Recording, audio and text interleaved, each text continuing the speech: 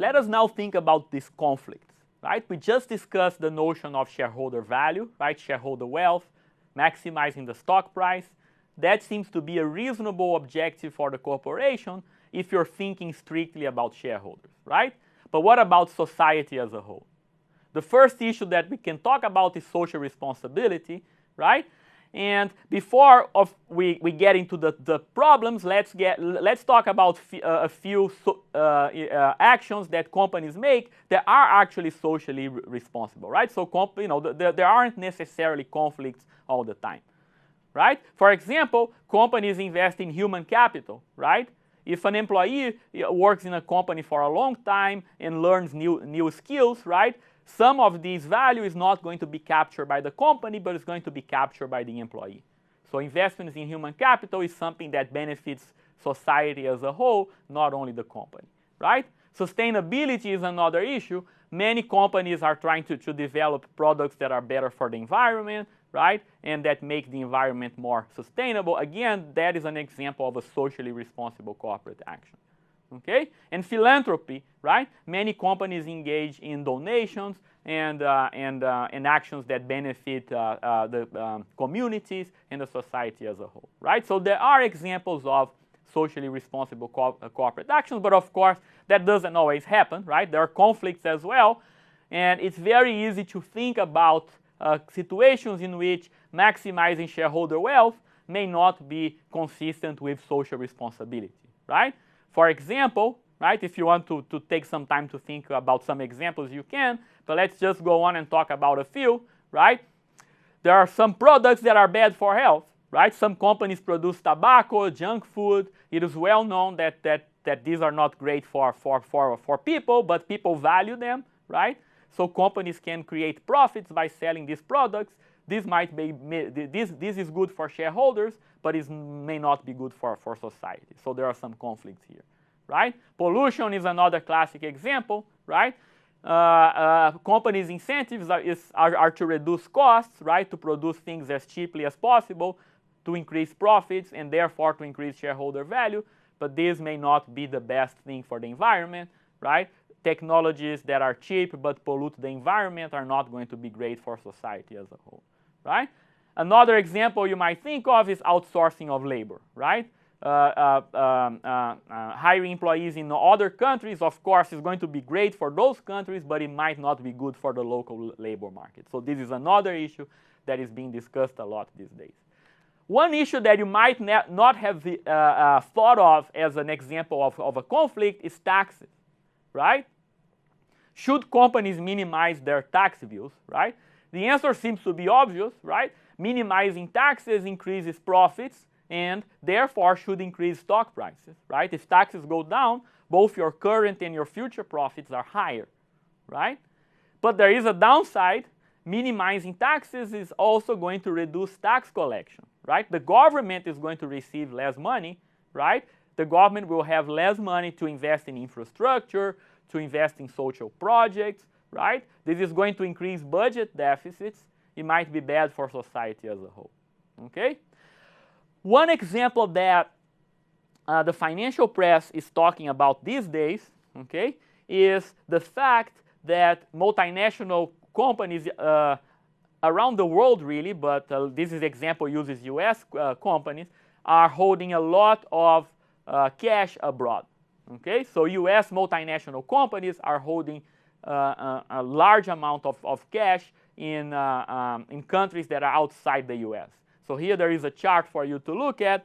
You can see the example of Apple, for example, that holds $157 billion of cash outside of the US. Okay? You might have heard about this before. Let's talk about this for a while. Why is this related to taxes? Okay? It's because of this notion of repatriation taxes, right? So suppose, take Apple for example. Apple has some operations in Ireland, okay?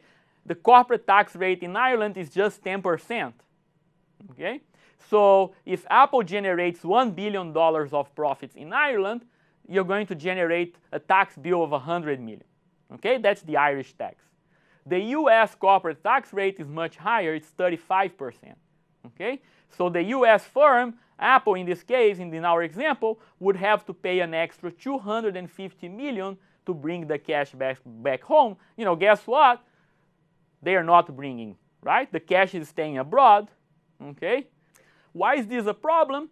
The problem is that this foreign cash cannot be used for dividends and also cannot be used for investments in the US without generating this repatriation tax.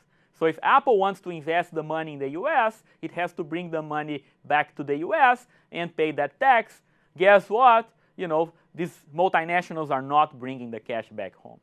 So even the government has got into this. The current US President, Barack Obama, is trying to come up with a plan to force multinationals to bring the cash back home. Of course, that is not something that is easy to do. Okay? And that shows a general point. Every time there is a conflict between shareholder value maximization and society as a whole, there is a potential role for the government to try to improve this situation.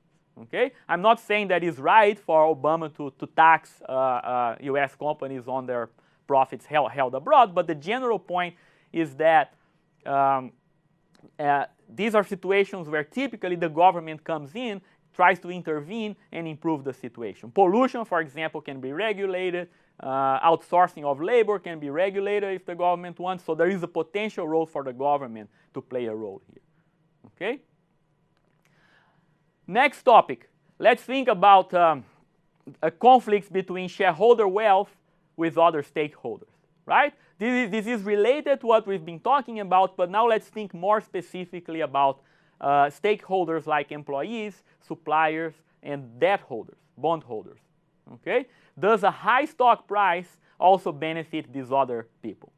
That's the question I want you to think about for a while, and then we'll talk about it in a second.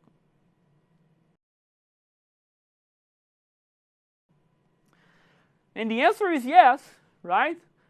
There isn't necessarily a conflict if you think about it in the following way, right? A more valuable firm, a firm with a higher stock price, is going to be able to pay higher wages, right? It's going to improve career prospects, right? If you're a manager working for a successful company, that is going to improve your CV, right? It's going to be good for the employee as well, right? It's also good for suppliers because it increases profits for suppliers, it makes the company more stable, and it lowers the risk for debt holders, okay? So there are many reasons why a stock price is also good for other stakeholders. The problem, of course, is that this congruence does not always hold, okay? A very commonly discussed example of a potential conflict is actually mergers and acquisitions, which we discussed a little bit already, and we will discuss more later on in the course, okay? M&A can, of course, make some jobs obsolete, right? If two companies merge, some jobs may not make sense anymore. So there is some evidence that M&A is related to employment cuts, right? If you work for a company that has undergone M&A activity, that is always a very stressful time for employees, right? In the name of improving operating efficiency, it is common that M&A will result in lower employment, right? And something you might not have thought about yet is that M&A is sometimes financed with large amounts of new debt, okay? This is the leverage buyouts that we are going to talk about in Module 4. This new issuance can, of course, hurt existing bondholders, right? If you hold a bond in a company that undergoes a leverage buyout, it's very likely that the value of your bond is going to go down because leverage is increasing so much, okay? So this is an issue we will discuss later in the course when we talk about mergers and acquisitions and leverage buyouts.